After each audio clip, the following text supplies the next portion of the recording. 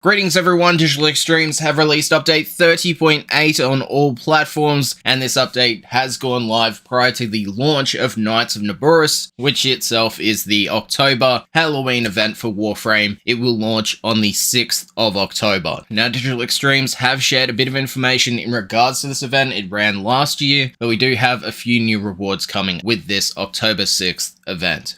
Digital Extremes said the following: stop by the daughter in the Necrolist on Deimos to visit and exchange mother tokens for all new Naberus treats like the monstrous Macabre Nihilus Ephemera. Daughter's offerings have also been expanded this year to include additional customizations as well as blueprints for some delightfully devilish weapons. The rewards will include the Nihilus Ephemera, the Stalker Noggle, the Basmu blueprint, the Seti Lacera blueprint, and the Ballroom Simulacrum scene. They continue. When Knights of Naberus begins, check out the new Gruesome Glyph bundle in the in-game market, as well as an assortment of returning Day of the Dead customizations, including discounted skins, Syandanas, and armor. And add some festive fearfulness to your fashion frame with a traditional Dullahan mask and a Halloween color palette available for 1 credit each. Now moving on to the game's overall changes with update 30.8. As they mentioned in a previous developer workshop a couple of days ago, DE have added the Ghoul Saw component blueprints to the Bash Lab in your dojo for research. DE Rebecca said in the developer workshop that this was due to the fact that you can ride for a short period of time the Ghoul Saw, and therefore it's in the Bash Lab rather than the Grenier Lab for those curious. You will have to research each component blueprint before being able to replicate it and build it in your foundry, so keep that in mind when you're going to do this process. The research phase will take 3 days. On top of this, in regards to the Butcher's Revelry stance for the Ghoul Saw, they have added that as a drop to the Ghoul Rictus enemy with a 1.01% drop chance.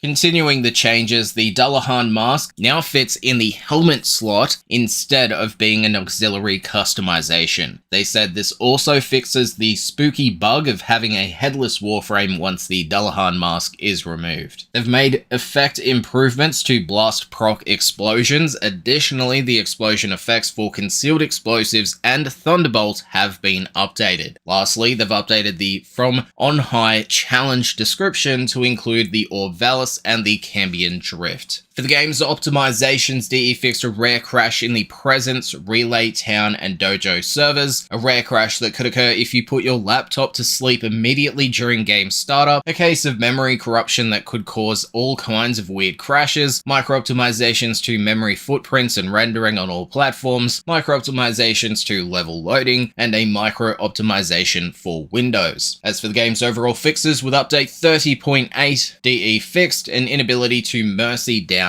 hounds, a functionality loss that could occur as a result of using the Helminth chair, clients seeing open weak spots on Sargus Rock but deal 0 damage after initially dealing some damage, Eidolon Lures not having a base level of 30 in non-Steel Path missions, the Tenant Tetra's semi-auto mode breaking if a negative magazine capacity ribbon is equipped, an incorrect duration and debuff percent values being used for the Theorem Contagion, magazines of the Ambassador flickering after reloading when equipped with the Ambassador Tenant skin. They fixed missing reload sounds when the Nusku pistol skin is equipped, some overlapping textures on the Ogress Unreal Rocket Launcher skin, Void Sabotage portals appearing grey, the Sisterhood emblem icon appearing stretched in the arsenal, the Prime laser rifle icon image in the inventory appearing the same as its normal variant, incorrect armor positioning when equipping the Hexus armor to Inaros Prime, the top row of the relic selection screen being cut off if a chat-linked item was open while present in the relic screen, and lastly, for update 30.8, DE fixed a harmless script error that could occur if you deployed a Spectre or on-call crew member right as you entered the railjack. That was update 30.8. Thanks for watching, and I'll see you guys next time. Peace.